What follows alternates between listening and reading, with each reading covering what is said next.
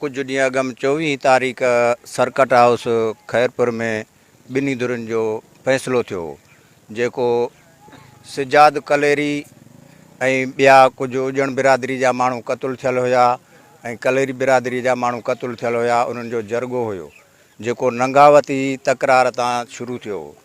हाणे उन मुताबिक़ कलेरी बिरादरीअ ते साख रखियल हुई, जिन साख न करण जे बावजूदु ही अफ़रा तफ़री फैलाई ऐं पंहिंजो जेको कलेरी बिरादरी जो माण्हू आहे उहे अफ़वाह हली चुका आहिनि त कलेरी बिरादरीअ जे माण्हुनि भाणेजनि ख़ुदि उनखे क़तलु कयो आहे त जीअं अफ़रा तफ़री वधे ऐं असां तो साख हटी वञे ऐं असां जीअं अॻिते वधूं ऐं अञा खून रेज़ी वधे, झेड़ो वधे।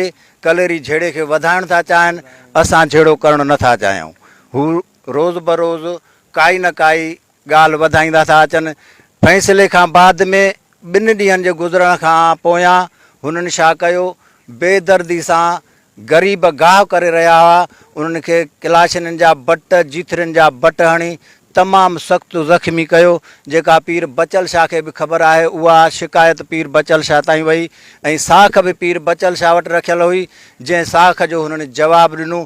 जवाबु ॾियण जे बावजूदु हिननि इहो कैफ़ी क़दम खयूं त जीअं अफ़रा तफ़री वधियल रहे ऐं अमन न हुजे। मां इहो ई चवणु चाहियां थो।